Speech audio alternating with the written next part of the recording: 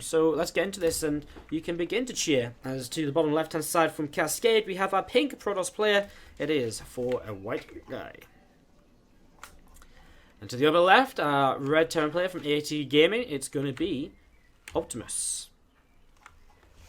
As we set up into this best of 7, let's throw some music on in game. And we set up onto Ulrena here for map 1 of this best of 7 all-kill series.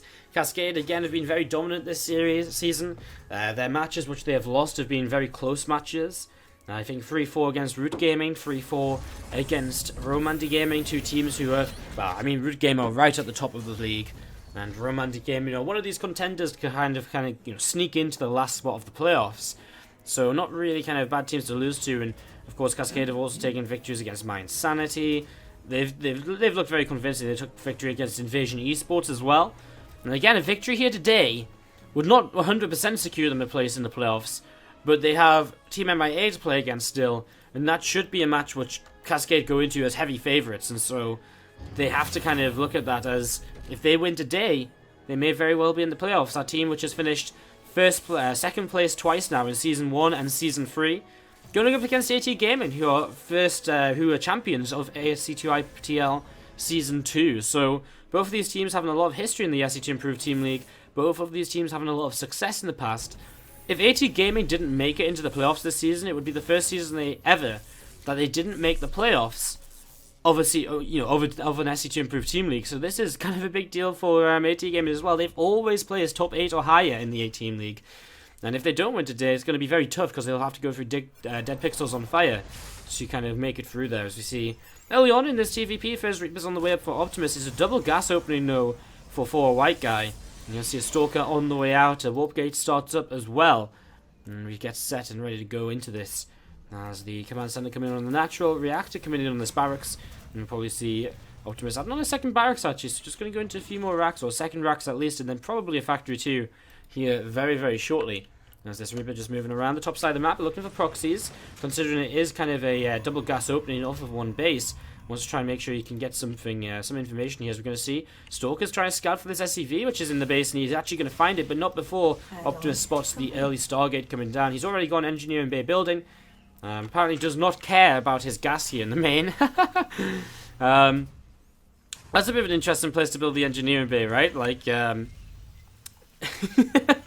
that's going to make life a bit awkward for him, as he'll just get a turret up here in the main base in the natural mineral line, and they should be very safe against this incoming Oracle. And as we are going to see, well, right now no Marines out, well, 2 Marines out, but a few more will be on the way up shortly. First turret on the way, Factory's building too, and the Reaper has been killed off as well, somewhere out on the map, probably by a Stalker or something. Yeah, it looks like it. This Stalker has 2 kills on it already, as these are going to be looking to push up the front, but of course with a depot down, Optimus will be blocking these Stalkers from coming through here for a little while. That Oracle on the way out, and again, I mean, he doesn't actually have a turret in the natural just yet, but he doesn't necessarily need it because he's not going to have any SCVs on the natural for a little while, as we're going to see the 5th and 6th Marines on the way out. The Factory is getting ready to go into probably a Widow Mine, I guess. Yeah, a Widow Mine to start off with. And as this Oracle comes in, going to hit the mineral line and immediately gets hit by the turrets and immediately turns away without too much damage being done at all.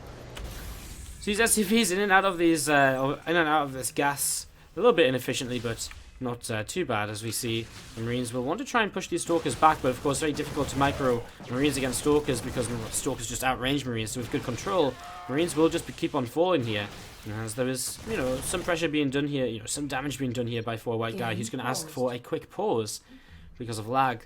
And as we're going to see the natural expansion for him, just starting up at home, so I mean, at the same time, Optimus is not too far behind. He's not kind of worried too much about not mining from this natural because he can't take his own natural. His opponent's only just taking his natural right now.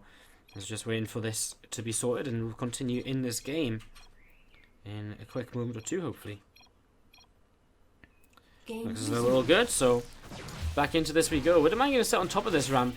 1 Marine's on the way out. I mean, 1 Marauder could go a very long way in terms of helping out against this. He's going to move down here for the Marines and the Widow Mine.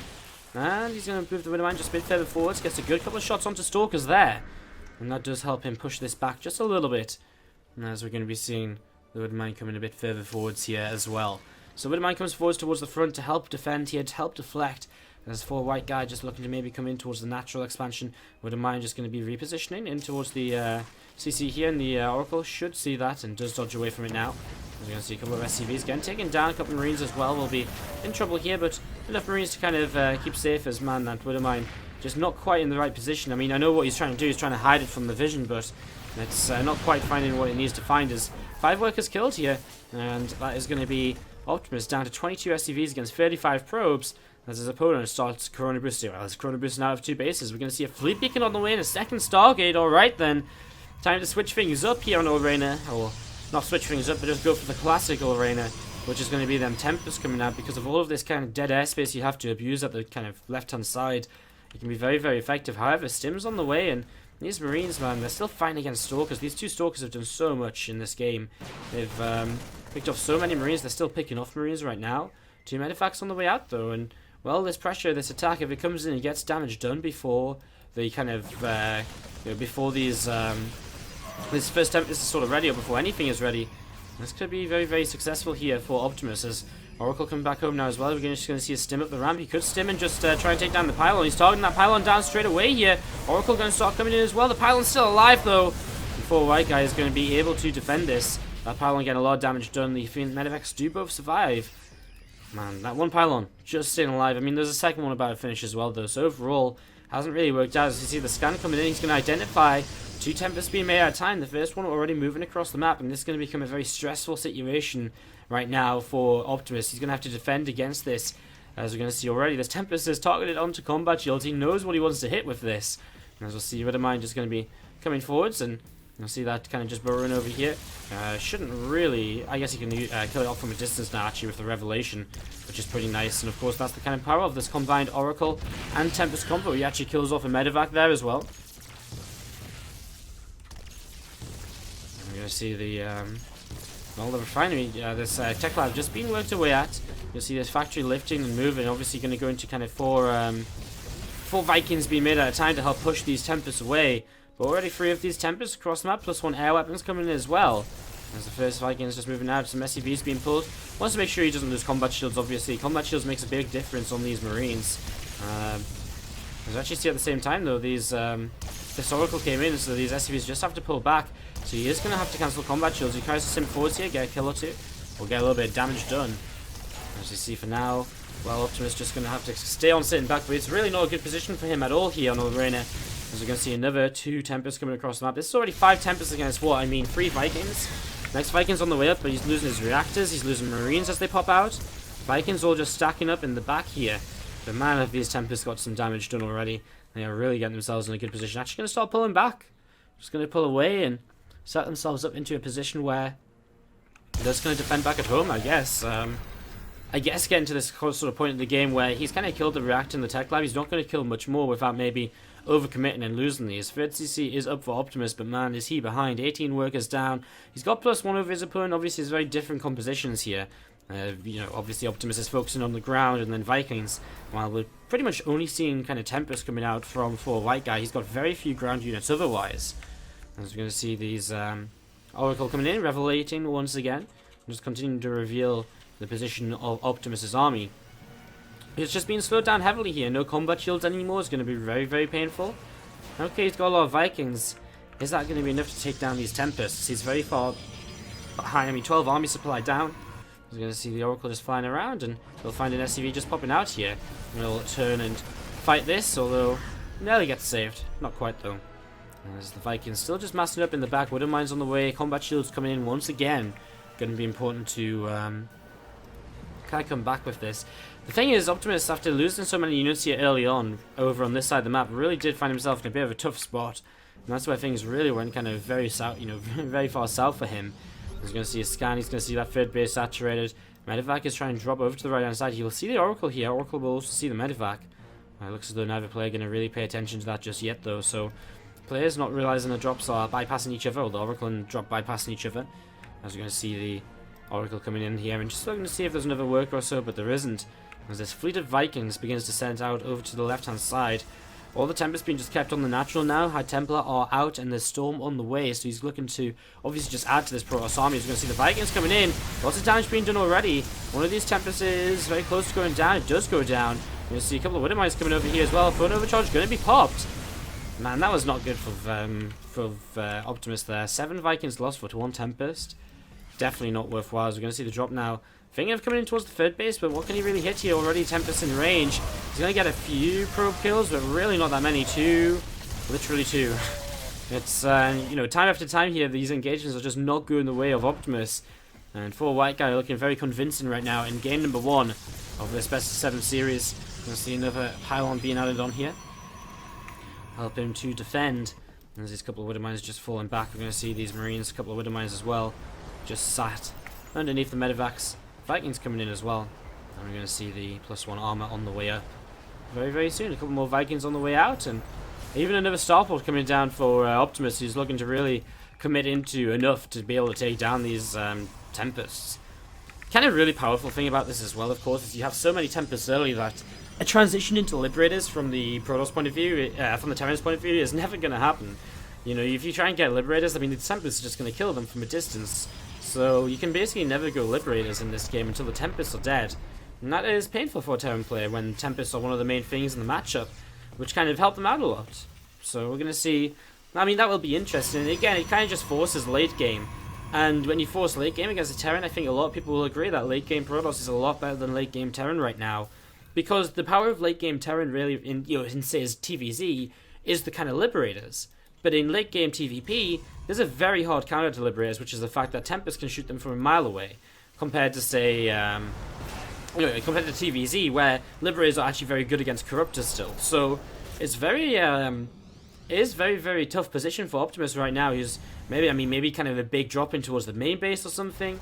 He's got to do something sort of drastic, it feels like. Otherwise, I mean, what's he doing? Just building up Vikings to try and fight against Tempest, Stalkers, Storm? I mean, it's actually kind of crazy. You look at the units tab, he's only got 20 Vikings, 1 Marauder, and 11 Marines. I mean, there's more Stalkers than... There's the same number of Stalkers as Marines on the map. And there's Storm. You know, like, this Ground Army isn't going to be enough. And the Air Army as well, I'm not sure is going to be enough either. And obviously Optimus has been a bit far behind throughout the game, but it'll be very difficult to see him coming back in this one. We're going to see personal cloaking coming up for the Ghosts. +1 ship weapons as well to help them Vikings out. He's going to add on a couple of Liberators. I mean, I guess if the Vikings are going to distract those Tempests, then a couple of Liberators could do okay to kind of hold down a position and get this game to go a little bit later.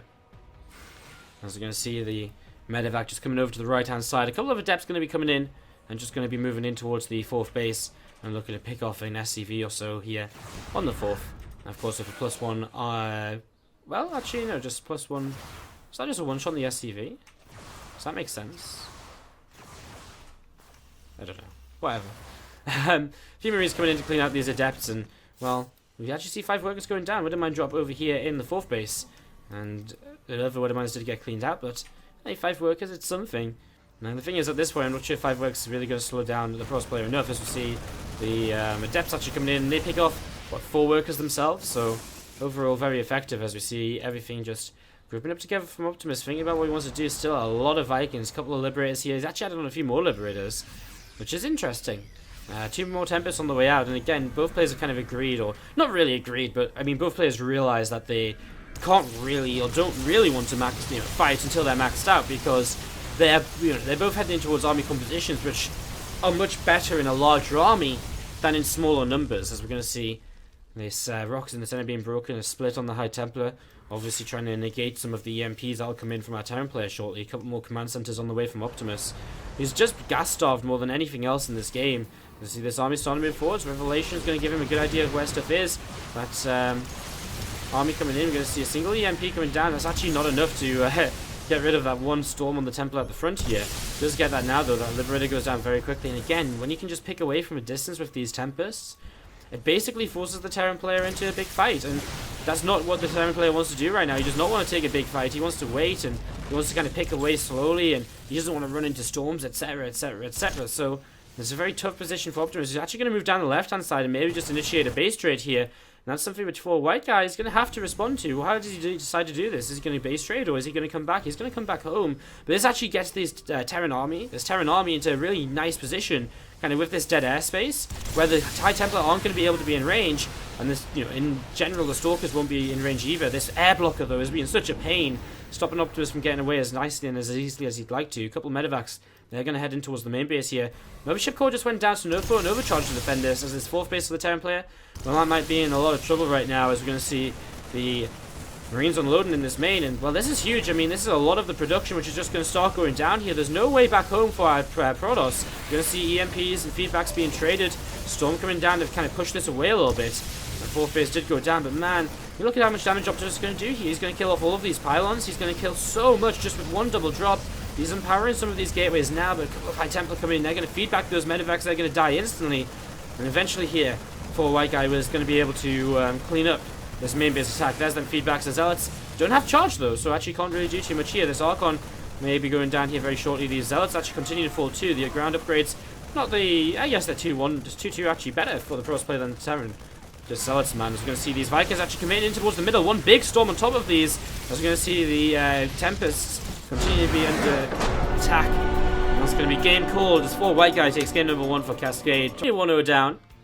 As we jump on in, and let's introduce some players. The bottom right hand side of the map is going to be our pink Protoss player from Cascade. It's for White Guy. Oops. I got a bit stuck there on the keyboard key got stuck. To the top left is going to be our red Protoss player from AT Gaming. It is Fear. Senpai, thank you very much for your 4-month free sub. Appreciate it. As always, let's see some SCI hearts in the chat, please, for Sam. Welcome back. Just keeping the hashtag road to Kapopa, hashtag road to 100 substream alive. Unless we lost one earlier today, that should be us back to 76 now. The road back to 80 is sort of what we're on. Yes, back to 76. The road back to 80, guys, is sort of what we're doing right now in the sub count. Of course, if you do enjoy the content here on the stream, as we see actually for White Guy gas stealing here early on, we'll talk about that in a moment. If you do enjoy the content here on the stream, do remember you can subscribe, join the kind of, join the community here a little bit more and get more involved and support the stream at the same time. As we set up into this best of 7 game number 2, and again this gas steal, let's talk about that then. This forces Fear into a bit of a weird situation where he's going to have to make Zealots to deal with this, and he's not going to have as much gas as usual. And one way that we generally see this followed up by from a Protoss player, so it basically generally forces two things. It forces heavy gateway pressure from Fear, or it forces him to just expand on one gas. And so what we'll generally see from 4 White Guys is kind of some kind of pressure-based play, which does very, very well against, say, it'll do very well against someone who is either expanding or someone who is pressuring him. So that's nice as we set up into this, and you're going to see this probe just coming back up to the high ground here. For White Guy just fully walled off and just looking to sit defensively as he'll probably expand in the relatively near future. A few probes pulled off the line to help take down this assimilator. Stalker's now on the way out as well. Really important here for Fear to get that gas up ASAP. The sooner he gets the gas out, the better this is going to be. Is this one probe going to hide in the corner and make... obviously Fear has to make sure he doesn't forget about that, because that could be devastating if he did. I was going to see one probe going down to the low ground and may just get ready to expand here.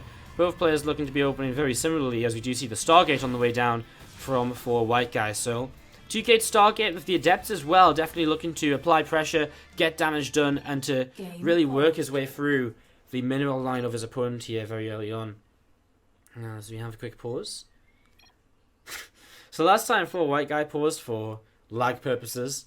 Now Fear is going to be pausing for a moment or two because of his latency. So hopefully you get this fixed and underway again in just a moment, guys, as we will be continuing here very soon with Game 2 of Cascade versus AT Gaming. Looks like they're going to try to go.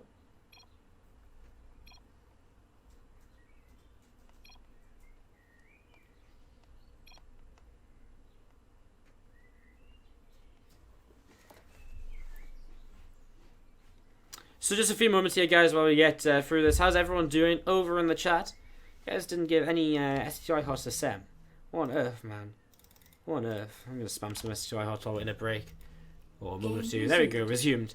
So let's see how this goes. So, we have Adepts on the way out for white guy, which is very sort of suggestive that he wants to sort of move across the map and really kind of harass here early on in the game and kind of get some work damage done. There's going to be a fair few Stalkers out there for his opponent, and I guess the Mothership Core should start shortly as Fear gets the kind of gas to make that happen. As these two Adepts going to run past the Zealot. So Zealot coming across for Fear, he's not really seen too much of his opponent yet. He comes up the ramp now, he might be able to spot that Stargate, which would be good information.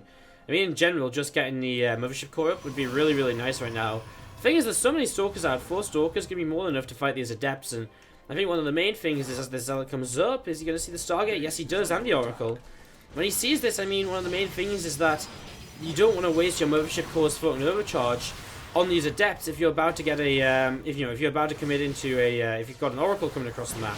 This was really, really cute actually by Fear. Walls these Adepts out, so they shade up thinking they're going to get in, and then he doesn't let it happen as, oh, did you not see it? Oh, Mothership Core's about to pop, okay, so this could be very close. Oracle comes in, there's the phone overcharge, and, well, he's going to still be able to fight from this left-hand side, and so Workers are going to go down. Lots of Stalkers across the map. How much damage are they really going to be able to do, though? Is it going to make up for 7 Workers lost? Ooh, this Oracle's getting low. Oracle's going to go down. Well, that's a big victory. There's a Mothership Core here, though, and the photon overcharge is just going to be so good at the front to deal with these Stalkers as they come up this ramp. They'll start working against one of these pylons. Has to back away, though, and again, was it worth moving across the map with these Stalkers to really achieve nothing else other than forcing a photon overcharge when he then lost 7 Workers, which he wouldn't have otherwise lost? Well, maybe he can still get something else done here. Another Oracle's being made. And there's 4 Stalkers at the front now, and another photon overcharge ready to come down. These Stalkers going to try and get the Mothership Core. He loses a Stalker of his own, though. 2 more Stalkers reinforcing. Still has to be careful. I mean, that next Oracle could be something which, well, it is something which I don't think Fear is really expecting at all. Does he spot it there? Ooh, it's just going to, oh, he does. So he sees it for a moment or two. He's paying attention. That's going to be good information for him as, well, I mean, he's sort of stuck on this ramp, and there's a fight he just doesn't want to really end up committing to overall as this Oracle continue to head towards the upper left. Let's see if he sees it. As this Oracle coming over here. So, going to be off and away in towards the main base. I mean, there's a couple of Stalkers here for an overcharge too. He should be okay. The natural, though, very unprotected. And that natural expansion is exactly where 4 white guys are going to go. He's going to come on in here. 1, 2, 3 Workers killed already. As these Stalkers come in and are going to be able to push that Oracle away. So, Oracle being pushed back. 4 Workers killed, but that is about it. As we see a few more Stalkers coming in as well. And, oops, really continue to just work against this Oracle here. Oracle getting lower and lower. For an overcharge in the main, and again that Oracle very low but doesn't quite die, which is the important part. So it looks as though Fear will survive to sort of go into the next phase of this game, although he will once again be a little bit down on Workers. We see an Immortal on the way out for a white guy. We see him with his Stargate actually empowered as he takes down this pylon, although that might not matter too much. Not necessarily something, not necessarily wanting to make anything out of the Stargate anytime soon. As I mean, Fear's ready to make Immortals as well if you'd like to. Both players going into their Twilight Councils and probably just looking to head in towards Blink here very shortly as the Oracle flies around once again and just looking to see what's up, looking to see what happens. Single Stalker gets warped in just to help push it away and just make sure it's not going to be able to do any further damage. So just going to pull back with this Oracle and wait to see what's coming up next. So Oracle going to be coming back towards the bottom right hand side and then turning around and thinking twice about maybe where it wants to commit here exactly. It's going to come over to the left now. And blink on the way from both players. And another gate about to finish. We'll see how this goes here very soon as the Oracle set, ready to come in. And here we go. Oracle starting to, well, not starting, well, was starting to come in there, but thinks twice about it. There's plenty of Stalkers there as Blink comes up for both. And it's going to be a straight away Robo Bay for Fear, so he's going to go straight into the Disruptors. Whereas we are going to see at least a couple of Immortals in the composition before white guy, as he's already taken his third base. Up a few Workers, up a little bit in army supply. Up a couple of Immortals as well, so slightly better tech, although he doesn't have a Robo Bay. Very interesting scenario right here, very interesting setup as, well, Fear was about to start a second Robo facility, but decides not to. For whatever reason, maybe he's still going to start that now perhaps. There's obviously, well, potential for that. We do see the Robo Bay coming down now for white guys, so both players will head into the Disruptor Stalker Ball. As you see, just one Disruptor starting from Fear, and again, just needs to get that second Robo started, because if he doesn't, he's going to find himself falling very far behind here very quickly. Now he is going to take the left-hand side base instead of the kind of forward base, which for white guy took as the third. So Fier is going to get in towards his gold base, which will allow him to kind of get more out of less workers, which will be nice considering his current situation in the game. And something like this might just help him get back into get back into this a little bit, as he does now have his second robo on the way up. And that first disruptor about to pop out. A couple of stalkers coming in to ward this oracle away. Don't think Fier can really do too much with these stalkers in the middle of the map, though, as we're going to see. Again, just stalkers chasing after the oracle. No blink just yet, can't blink underneath it. And the oracle will just keep on evacuating, basically. Backing off and not committing. You guys are very quiet in the chat today. What's up, guys? You guys feeling okay? It's very, very quiet in here. Really quiet. What's up, Varen? He says, hey buddy, just want to say I appreciate what you do and enjoy your content. Very, very much did appreciate the kind words. But yeah, you guys are very quiet in the chat. What's up? Have I scared you or something? You guys it's just silent in here. Not a word is being spoken. A couple of stasis wards coming down. Stasis wards coming down for white guy. They're setting up with these. We're going to see a stalker to the left-hand side watchtower. Obviously that oracle will, I mean, them stasis wards, if they do go off on anything, could really give for white guy a little bit of an advantage here in terms of kind of catching this army and maybe doing a very good job fighting against it. And as both players just continue to build up into disruptors again, I mean, we're talking about a lot less workers, 15 less workers for Fier, but his economy is still doing sort of okay because he's got this gold base. He's a little bit down on gas income though, which does hurt. You got to keep that in mind when you're kind of looking at these mineral counts, so got to keep in mind that if you kind of ahead of minerals, it might be because you've got less workers, but you're also not mining any gas, and there you go, stasis ward. The thing is, these are blink stalkers though, right? So I mean, in a way, you might be able to sort of protect them, especially with this disruptor play. So disruptor's going to be coming forwards here. How well does for white guy time his own disruptors? Because if he gets his disruptors onto these stalkers, oh, that's going to be close. Not quite there though. And stalkers do get away. So in the end, the stasis ward doesn't have much of a role. But a tense couple of moments there for Fier. He wanted to try and protect those stalkers, wanted to make sure he got away with them, and he didn't just kind of lose them for nothing. As it looks as though the stalker's going to re-engage here. This oracle going to go down. That's nice. Revelation goes down there, but well, that's okay. He pops a barrier on an immortal too. As that disruptor shot coming forwards. Obviously, the one thing you don't want to happen is the disruptor shot to land on all of your disruptors. So that's something Fier going to have to be very careful about, and something which right now for white guy going to have to be careful about. 2 disruptors go down. Could have been 4. Fier didn't look after that disruptor ball until the very, very end. You're going to see another disruptor shot coming in. Fier's really getting the damage done. He's killed, what, 4 disruptors now? Wow, well that is the sort of way in which this game can definitely turning... You know, this is the way that things can definitely turn around. It's going to come forwards. Another stasis ward, though. That stasis ward just continuing to catch stalkers. Disruptors coming forwards again. And, I mean, obviously, for white guy is looking for that disruptor shot, too, as disruptors coming in from both players still. And once again, and obviously still for white guy just trying to time out a disruptor shot potentially onto these stalkers, but not going to happen. And he loses another disruptor again. I mean, right now, honestly, Fier is outplaying for white guy when it comes to the disruptor wars. He's lost nothing, and he's killed 5. It's been very, very effective for him. As we're going to see the disruptors just joining up over to the right-hand side. See a couple of workers going down for Fier to an adept. Just one adept, so killing off 4 workers. Very effective as these stalkers. Coming around the right, ineffective at really doing anything. And does just back away. As we'll see, everything coming in towards the front. Oh my god! That disruptor is right in the middle of the stalkers. We're going to see him pulling back once again. Very tense from both players as, well, the disruptor shots will come forwards from Fier now as well to ward his opponent away from the third base. And Fier just keeping the map control. Again, it'll just come down to 1 disruptor shot at some point. Ooh, well, that disruptor just picked up a few kills. Considering he didn't lose much, he just went down to like 13 stalkers lost. I mean, he lost a few before, but Game we're going to see for white guy. Just pausing here for a moment. How many pauses are we going to have in this series? Second game, a 3rd pause already. And as we get set to go into this game once again, guys. And Fier really making a game out of this. Was definitely behind in the early stages, but has definitely found a way back into this. Still down quite heavily on workers, but up in army supply. Of course, very hard to just commit to one big fight when you have the... very... hard to commit to a fight when you've got disruptors in this. As we set up and we resume once more. Disruptor shots continue to fly on in, and we're going to see these well, disruptor coming forward here once again, and then disruptors just backing away. We're going to see no Revelation coming down, and whoa, he's going to blink forwards, but he kills the Disruptor, of course.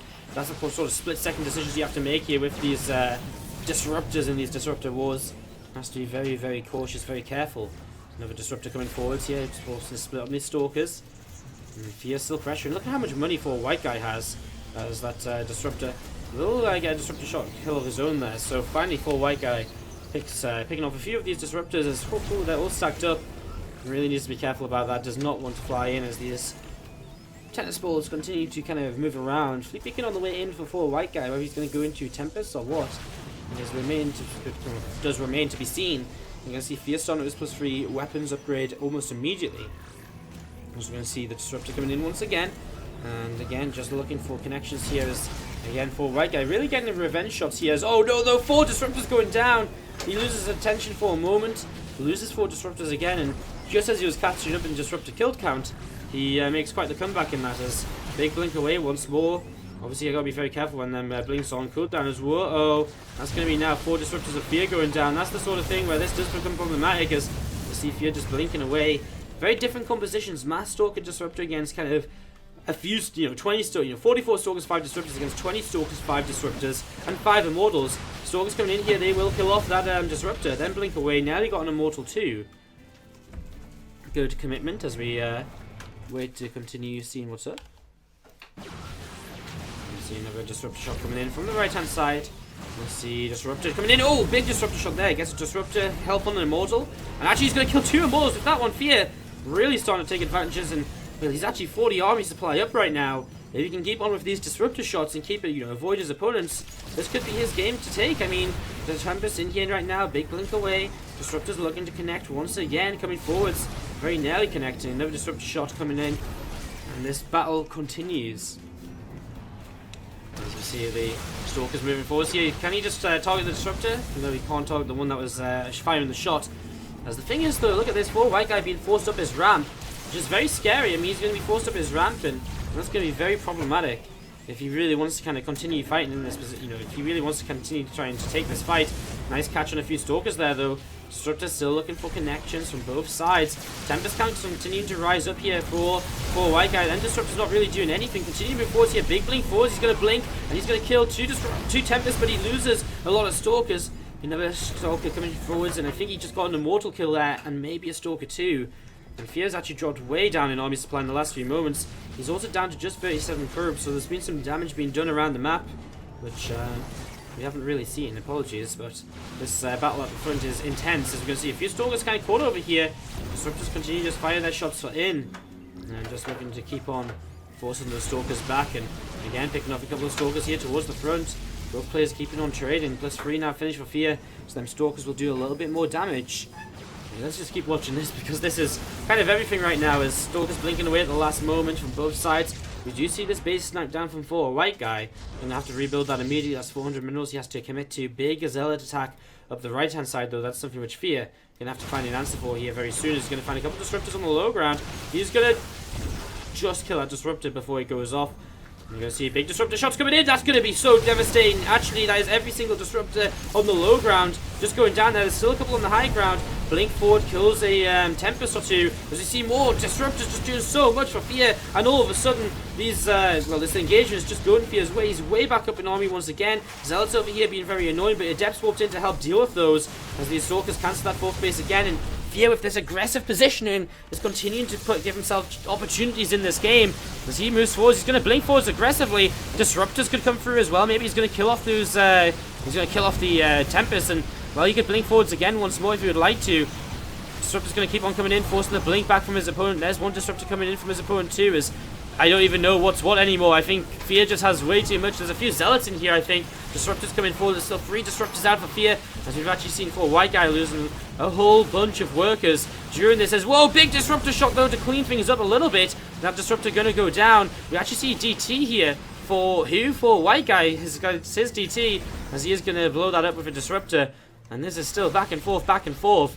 And Fear is going to back away. Oh, just not quite getting the Stalkers there. 58 army supply to 28 in Fear's favor, but he's down 20 workers still. As we see, for White Guy establishing a base to the left-hand side. A lot of his probes not really mining just yet, though, so the economy is actually favoring Fear currently. So that working out not really coming into this. One Disruptor going to be caught on its own. That's a big mistake for 4 White Guy. Obviously, these Zealots not really doing very much either. As we'll just see the Blink Micro. 1 Stalker being blinked at a time. Been a while since we've seen that.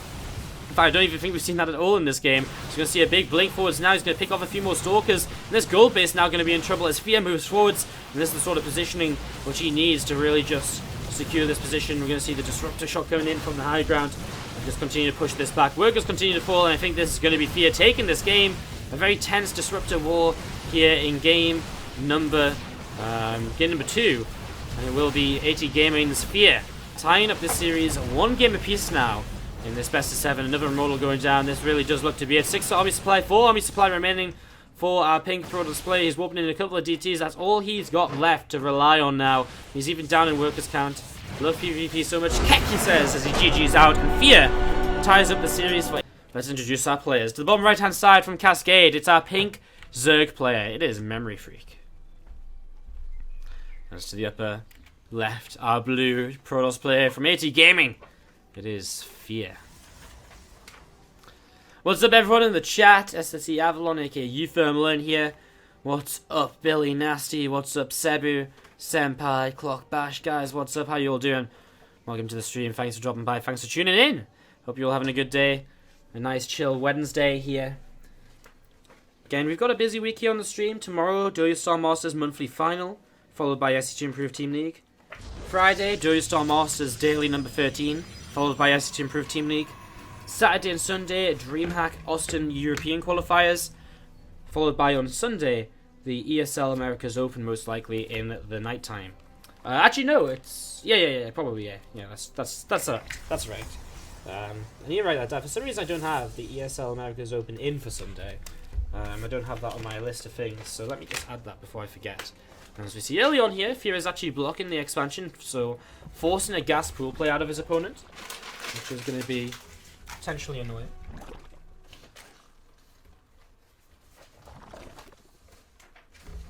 So, gas pool coming in, and yeah, just gas pool coming in. We're going to see the hatchery just taking up the 3rd base instead. So, a little bit of an annoyance here at the start of the game. As we see the Nexus on the way and the Natural.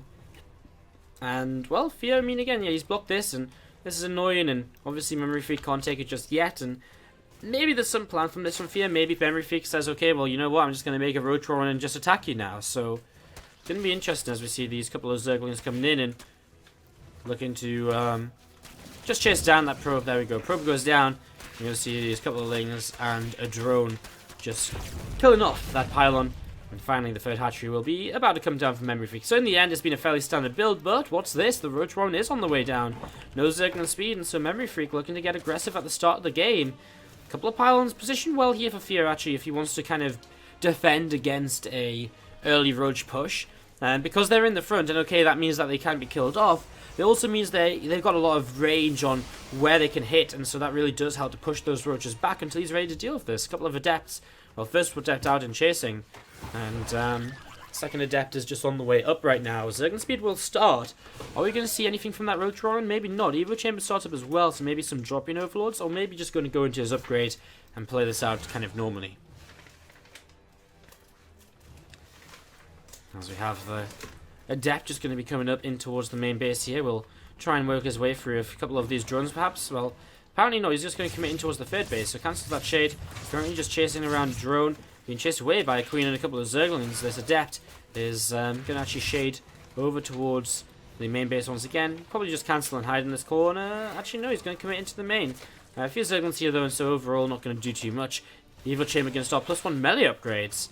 And that Roach Roar is actually cancelled here, so we never see the Roaches coming out, and it will just be melee upgrades here to begin with. This Adept does commit in towards the Natural, or the main base in the end. Does kill 1 drone. The 2nd drone does successfully become a Spore Crawler. And the last Spore Crawler might even just finish up, because right now, Memory Freak, he's had some vision of the base. He's scouting again. He may just keep it just in case. I mean, in a way, it's just kind of a nice safety feature, right? As we see the Zerglings starting to come across the map. And Fear just with a couple more gateways. Intrigued to see what his kind of plan is. He's yet to really throw down any sort of main tech structure in this game.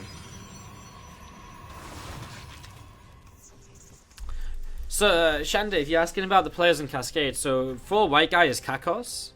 Memory Freak, he's been on their roster for a long time. If I'm not mistaken, Memory Freak was on their roster back when they played, back when they came second place in ESL and SC2 Improved Team League Season 1. So, for white guy is Kakos, who you might be a bit more familiar with, and then Memory Freak, someone who, again, has definitely been on their team for quite some time. Maybe just players you don't hear of too often, so you don't remember them, I suppose. Rotron and another layer coming in after this from Memory Freak. I wonder what the Rotron's going to be used for here. Like, is he going to really make roaches, or has he got another plan? The +1 melee is something we've seen a lot lately when we've seen Hydra Bane coming in, although that obviously isn't the plan just yet. As the Adepts do Shade and they actually catch one of those Zerglings, a few of them getting low on health as well. A few more Lings on the way up. With +1 melee, these Adepts have to be careful, because if they get attacked by these Zerglings, then the Zerglings are very likely to do a lot of damage very quickly. Really get some damage done. We're going to see the Shade over in towards the natural or the main base, and well, you might just cancel and just stay in the third, which is also a very reasonable thing to do. 5 workers killed already. You're going to stick very close to this mineral line just to make sure he does not get completely surrounded, and just to make sure them Zerglings can't get as much damage done as they would like, as they're actually going to cancel that Shade over there once again, just denying so much mining over here. These Adepts being a real pain, as here we go, these Zerglings going to start coming in. This time he might commit to the Shade, as again that +1 melee will help get through this Adept so much faster than usual. Look at these Adepts just disappearing. A few of them getting towards the mineral line over here, and that'll be kind of 1 more, maybe 2 more worker kills at the very end of this. So 7 workers killed, a few Zerglings as well, a lot of Zerglings forced. Actually puts Fear ahead on workers by 6 probes currently, which is very, very nice. So sets himself up for the, well for the later game. You're going to see a Sentry out, a few Adepts, a couple of Phoenix on the way up to start hunting down Overlords. It is double Scargate follow-up and a +1 air weapons out of Fear. So he's looking to really kind of look to trade effectively and very well throughout this game. As these Zerglings going to be coming in towards the front. They're going to start working their way through this Cybernetics core, through this pylon. Sentry is here to force field, and he will protect the pylon, but that Cybernetics core is important, especially if you're investing into +1 air weapons. And you just have another force field or 2 available. Can he keep this alive? Well, there's one force field coming in. The Zerglings are starting to actually stream in towards the mineral and towards the natural. Cyber core goes down, and Fear, he'll clean up the Zerglings, but he'll lose his Cyber core, which is definitely awkward as he comes across the map with these Phoenix currently AFK, kind of dealing with this pressure. And that's a little bit annoying, losing the +1, because that really does lower the effectiveness of these Phoenix, lowers how fast they'll kill off Hydralisks, Queens, and Overlords. As the Queen just getting lifted, going to get taken down once again. And the Phoenix is just moving back a little bit from this natural expansion then. So, doing some damage here early on, and of course with this number of Phoenix, you're looking to really slow the opponent down, really get damage done, pick off Hydralisks, and more throughout the early stage of the game. Some more drones here, ripe for the picking, actually away from a mineral line. Drones apparently transferred all over the place. Look at this. There's drones between the third and the natural, drones from the main to the third. There's drones like just like a railway line of drones all over the place in different directions. That was pretty fun, as we see a couple more Phoenix coming across. Need to group up with the main Phoenix here. 7 Hydras on the way. And of course that's something which Memory Freak should be looking, will look to use to kind of turn these Phoenix away. It should be Fear looking to try and pick off 1 or 2 of those Hydras as they pop out of these eggs as they come on in. Baneliness on the way down, so it's going to be that Hydra Banelin playstyle, which we've talked a lot about lately, and which is going to be the kind of central focus of my next sort of YouTube video, which will be out tomorrow or the day after. Probably tomorrow. So that's kind of really interesting, as you see these Phoenix going to be falling back towards the upper left-hand side. These Adepts coming in and just killing off a Changeling right here. I'm going to see if probes just starting to mine away on the third base as well. Baneliness going to finish shortly, plus 2 missile attacks starting. Groove Spines is about to finish, or Muscular Augments, I guess, nowadays. I don't understand why Muscular Augments instead of Groove Spines. I guess it makes more sense, but it's I guess it does make more sense as a name, considering it gives you movement speed and range. Groove Spines wouldn't really suggest a movement speed increase. We've actually seen a lot of these just picked up. I actually think Fear's picking up, trying to pick off more, more. Is biting more than he can chew, but he does actually kill a lot of them Hydras and kills that Queen at the end too. A few Phoenix going down here. How many Phoenix have been lost? Only 2. Wow, okay, so that was actually much better than I thought. I thought you'd lost multiple Phoenix in that, but it was only 2. Even with these Spore Cores, even with that Queen underneath. As we're going to see the Hydras just coming in and just, well, the Phoenix just coming in, lifting up some more of these Hydras, and again, the Spore, not enough to really turn these away just yet. 2 more Phoenix lost, but for 6 more Hydralisks. more than worthwhile as Fear continues to just set himself up in such a great position right now. The early harassment put him in a great spot, and now his follow-up's putting him into a very good position too. Already realizing that this is going to be Hydra Bane. He's going in towards Storm. He's getting ready to deny this. And we're just going to see the Phoenix just sitting overhead. I was going to see a big amount of Zealots and Adepts to the right-hand side, and they're looking to deny the 4th base here in the next few moments. There's this hatchery just sitting tight. 1 million views, grats. Have we hit 1 million? That's kind of exciting. That is actually very exciting. As we see the Phoenix coming in towards the 3rd base and having a look to see what they can do over here. At the same time, this 4th base is just going to go down. There's nothing to realistically defend this. And going to see the Hydras just pushing back these Phoenix. Oh no, no, no, no, no, no, no. Fear, fear, fear, fear, fear. Oh my god, every single Phoenix apart from 2 goes down. That is huge. That is absolutely insane. All but 2 Phoenix falling. Well, that just changes a lot because, okay, Fear was definitely ahead, but losing his Phoenix like that, that is very, very, very painful for him. And okay, he's still got a lead, but man, that can definitely change a game. I mean, he could have lifted up a lot more of these Hydras or the Banelings when they come in towards this next engagement. As we're going to see, these High Templar do have Storm, and I mean, the thing is, Fear might still be okay just because he was preparing to hard counter this composition for so long already. Let's see, he needs to get good Storms on the Hydras, on the Banelings, and he should be alright. Let's see how it goes down. Obviously comes down to the engagement as Memory Freak has to make something happen right now because he's down a base still. His 4th base only just starting up as, oh, nice Storm to begin with. And Storm pushing this back a little bit. You see another Storm coming in. Hydra's continuing to drop. A few Adepts coming in. A couple of Archon Immortals as well. And so far, so good. We're going to see some more Storms available to get them Banelings low. Whoa, High Templar taking a lot of damage. And they become an Archon too. But most of the Banelings taken out. And this means that Fear does pretty much hold on against this. And he's actually going to keep coming up. He might try and fight into this. Here we go. Going to start fighting on in. Banelings doing an okay-ish job here initially. Zealots coming in, these Adepts coming in, these Archons too. And I think there's just a little bit too much for Fear. He's going to wipe out this army, have a lot left over. And Memory Freak probably just going to have to tap out of this one. He is a little bit too far behind right now. Them 2 poor Phoenix, man. Them 2 poor Phoenix. Fear played this game very, very well. The only real mistake he made was losing all of the Phoenix to the Hydralisks. Apart from that, it's been a very convincing game from him. As he moves on through, there's a few more Banes coming in. But I mean, at this point, he probably has enough to just keep on pushing on. Keep on pushing through. I'm going to see a couple of Phoenix still over to the left-hand side. CryptTuber continuing to push up through the center. And we're going to see just another few High Templar coming over to the right. So a few more High Templar coming over to the right-hand side here. Obviously, them Storms going to be very important as we're going to see some Zealots running in towards the 4th base. Storms running into Zealots running towards the 4th base. Storms available to the right hand side. There's one Storm coming down, but the Banelings still get through, and they're going to connect on all the High Templar. Oh wow. Well, that is actually a little bit of a disastrous fight for Fear here.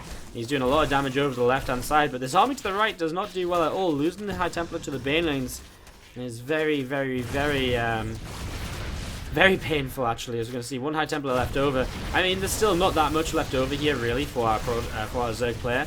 And it looks as though there's still going to be enough to actually push these Hydras back. Especially with the damage he's doing on the 4th base at the same time. This 4th is going to fall. But, man, that's a little bit closer than it maybe needed to be as Fear continued to chase away.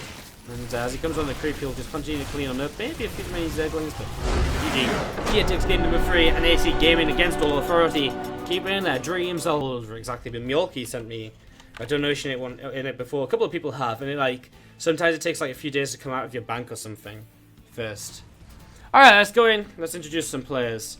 And go into this. So down a game right now for Cascade. It's our Red Terran player. To the upper right, it is Cass. Here on Invader. And to the upper left, our blue Protoss player from AT Gaming is going to be Fear. As we set up into game number 4, we'll wait to see what's going to happen, how this is going to go. And see what these players are going to come out with, what sort of openings we're going to see here early on in this. Raxgas from Cass obviously looking to be some kind of like Reaper or Reactor based expand in the early stages. And as you're going to see that Gas finish it up, a couple of SCVs going to jump in, and the barracks just going to be on the way up as well, so nothing really strange so far.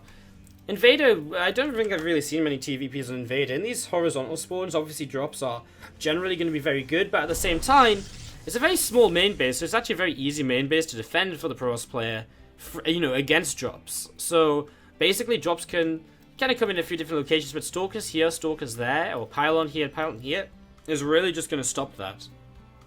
So, yeah. And that's ongoing as we see the side next core dropping down in the back of the mineral line. We're going to see a probe coming over towards the right-hand side of the map here from Fear as well. Just moving over to the right and just looking to scout and see what's going on early in this game. Yeah, Invader is a weird map for TVP, I feel. The third base is sort of exposed, but also very easily protected before the ramps, so kind of hard to attack into the third base, and probably one of these maps where we could actually see probably definitely one of these maps we could actually see being kind of very passive sort of opening from both players and a very passive mid-game as well, even, just because it is kind of hard to attack, apart from maybe kind of drop base play can be effective, but again, still also easily defended because of how small that main base is, so we will see. As we see the Reaper just coming down towards the bottom right, sees no Pros player down here, as the probe is in and is scouting around, and we're going to see a second Rax and a Factory on the way up. Very standard opening then from Cass, nothing really too crazy about this at all, very standard stuff, pretty much what we'd expect to see from a TVP opening. We've seen this opening 1,000 times before, and a few different options. You can go into Stim straight away, you can go into Cyclone as well. He's got some options here as to what exactly he wants to do, maybe a Widowmine drop as well. Lots of different possibilities as we set up into this. Some AT hype coming in from Uthermal in the chat, cheering on his team, cheering on his teammates. Again, win this, and you have a really good shot at playoffs, especially if you win with a good map score, which is what it might come down to at the very end, because Group B is crazy. Group B is like very close together as...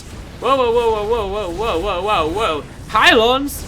Oh my god, well, okay, sorry guys, I didn't really pay attention to this. Pylons actually came in the main base, and Mothership Core is here for an overcharging. And getting some damage done, some Marines going to move forwards. The Mothership Core is having a phone overcharge for 10 more seconds. Man, this is a little bit crazy. Got Marines going down, 7 energy to go until the phone overcharge is available. 5, 4, 3. He's moved away. He should be able to get this down on this pylon with a little bit more health on it. And there it is. He's going to go for it. He's going to not commit. Pylons go down, but a lot of lost mining time for Cass. Loses a lot of gas mining time, which is important when he's trying to get into a starport and factory production. And I'd say that was kind of worth it. Sorry, I kind of missed that starting up there. A little bit distracted. Well, just talking about the thing, it's not every day you kind of think the probe's going to actually build a pylon or two in your opponent's mineral line. As Resonating Glaive starts up on the Twilight Castle, +1 on the Forge as well. And this could be interesting. This is something which, you know, so think about this. You know, Adepts were really, really powerful when they could kill everything in 2 shots against Terran. Well, that's what this is going to be once again, because when these Adepts have +1 weapons, and there's no +1 armor for the Terran player, Marines die in 2 shots, SCVs will die in 2 shots. As you see that Reaper getting taken down immediately. We're only really seeing a few more gates coming in at the front. Doesn't even see the gases, so Cass a little bit blind as to what's going on right now. And I'm going to see the Robo Facility about to finish up, War Prism on the way. It's going to be a big Adept attack, and having lost kind of like gas mining, etc. early, this could be very, very problematic for Cass here. However, there's a couple of Widow Mines in the mineral line. Maybe that can do something. War Prism on the way out. 5 gates more coming up. That's 6, or what, 3 + 4, 7 in total. Is the number of gateways we're going to see here. As this medevac going to be coming in along at the top side of the map. Going to be dropping in towards this mineral line here in a couple of moments. Already some Adepts. And well, actually, the Adepts go into the War Prism. Already Photon Overcharge ready here, and if you double Photon Overcharges, that's going to be some very dead Widow Mines. He's going to start working his way against this first one. Oh, that's a dead Mothership Core, actually. Mothership Core pulls away. 3 workers killed. Not too bad. At the same time, Adepts are in this natural mineral line already, doing a bit of damage. You see an Engineering Bay being killed off. Adepts going to start unloading here in the main base, where Resonating Glaives just finishes, and here we go. These Adepts begin to attack. These Widow Mines not doing too much just yet compared to the amount of damage these Adepts are doing. As already we see 10 SCVs killed. A few Marines over here going to take some damage. Lots of Marines down there in the natural expansion. These Adepts just going to come in the main, going to maybe force a lift on this CC in the main. A lot more Adepts coming in. These Marines, they don't have Stim, they don't have Combat Shields, they don't have nothing to really fight against this. With Resonating Glaives and more up, we're going to see the Adepts thinking about shading down to the natural. Doesn't commit though. As these Marines, they're slowly getting up towards Stim, and Widow Mines get targeted very quickly. Adepts get rid of those, and the Adepts will continue to trade right now. These Marine numbers are dropping. War Prism is ready to warp in another wave of Adepts. Some Adepts shading on top of Marines, and Fear is making this happen. GG! AT Gaming Sphere is up to this. Let's introduce our players. Guys, to the top right of Korhal Carnage Knockout is going to be the Red Pros player, It is strange. And to the left-hand side, our blue pros player from AT Gaming, it's Fear. Should I have played the ladder or finally start the Nova missions I pre-purchased months ago? I thought the Nova missions were very... Well, I've only played one of them still, but I thought they were really fun. The one that I played was really fun. I actually really enjoyed it. A lot more than I thought I would. So, my personal opinion is, yes, you should play the Nova missions. But, up to you. As we set up into a double gas opening from both players here in this PvP. Guys, again, if you're enjoying the content, games, casting, or whatever here on the stream tonight, please do consider hitting the follow button to see when we're live again in the future with more StarCraft content, games for you all to enjoy. Be a pleasure to continue bringing you this content to you guys on a regular basis, of course. And do make sure you hit that follow button to see when we are live, and so you can check us out again in the future. Of course, if you're really enjoying, you can subscribe, donate. There's a Patreon page as well. Any support does go a very long way and is much appreciated to help me stay as a full-time kind of caster, StarCraft 2 organizer, event organizer, caster, streamer, and whatever else. And I mean, I am full-time. Like, this is all I do. This is the way I'm making money. So any support is greatly appreciated. And again, the more we get, the more chances I can stay doing this for longer as well. So as we jump into game number 5, we're just setting up onto Court Hall for a PvP, which is going to be double Adept from Fear to start off with. Double Stalker, it seems, from Strange. So double Adept, probably see a very fast Stargate behind this as well as the very standard way of playing this out. And as we'll see with the double Stalker, probably just Strange heading in towards an expansion sometime soon with a Mothership Core on the way out as well. We'll just be looking to defend. He's come in, he's found his opponent. Both players have found each other now, and they will know where to be looking as that Stargate starts up from Fear. So as we expect, Stalker to follow this up as well. From Strange so far, just a couple of Stalkers, no real tech placed down from him just yet. Still not expanding just yet either. Of course, he does have a faster Mothership Core. I was going to say, if he sends that across the map, he could run into problems against the Adept, but he isn't. He's going to keep it nearby, which is important as that Stalker. Just scouting around, seeing if there's anything proxied in the base opposite him, which would be, well, interesting as we can see these Adepts thinking about shading through. I mean, they'll try to shade through. The question is whether they'll actually commit to the shade or not. And the answer is no. Whoa, phone overcharge popping anyway. Strange, a little bit of a reaction there, which was not really required. As these Adepts are going to start shading away, but not really going to get very much done. A little bit of a suicide mission here, actually. And a bit of a mistake by Fear, as we are going to see Strange just have a pylon up over here. We're going to see a gateway being added on, so he's actually going to go Strange into a lot of gateway pressure. He's been chrono boosting that warp gate, something he's, well, yeah, something these Adepts did see. We'll see what Fear's response to this is. Obviously, he's got an Oracle on the way out. He's got 3 gates of his own coming up, but he doesn't have a Mothership Core, which is very, very interesting. As he's actually going to come over here, he sees that gateway coming down, so he actually sort of knows what this is. What does he do? Well, he could actually wall in. He could knock down these rocks. That could be very effective. He could kill off these rocks as well and just protect himself, but then he'd be locked into his main base. There's a lot of different possibilities here. Oracle coming across the map to waste them for no overcharges, maybe force a, a warp in at home, which would be nice as well. So Oracle coming in, going to start working his way, and go immediately. He already knew that phone overcharge was coming, right? So he's just going to sit to the side, picking off 3 workers already as the phone overcharge comes down. Mothership Core falls off here. He can rebuild that though, if he has the money, and he pushes this away initially very nicely indeed. As oh my god, this Oracle is doing so much damage. 10 workers, 11 workers killed, about to run out of energy, and that's it. 11 workers killed, out of energy, but man, that's a lot of damage done. And Strange on only 13 probes now has a lot of work to get done as these Storms going to come down the ramp from Fear. He's going to pick off one. He's going to get a second one as well. He's going to keep on fighting in this position. His micro is very good, target firing them down, and actually he's definitely out microing his opponent here. Slash, he just has way too much compared to his opponent. In the end, this Stalker fight is just about going to go the way of Fear as he pushes his opponent back. He takes a Nexus behind this, and that's, well, them Stalkers warping in once again. It's even numbers again, right? Oh no, actually Fear has one more. So Fear has one more. He's got a health advantage initially as well. Nice pullback on that damage Stalker. And just a little bit of dancing from both players right now as Oracle coming back in and, well, just trying to force the phone overcharge more than anything. Doesn't force it just yet. Both players still focusing on the Stalker micro at the front, but there it is. The GG. And that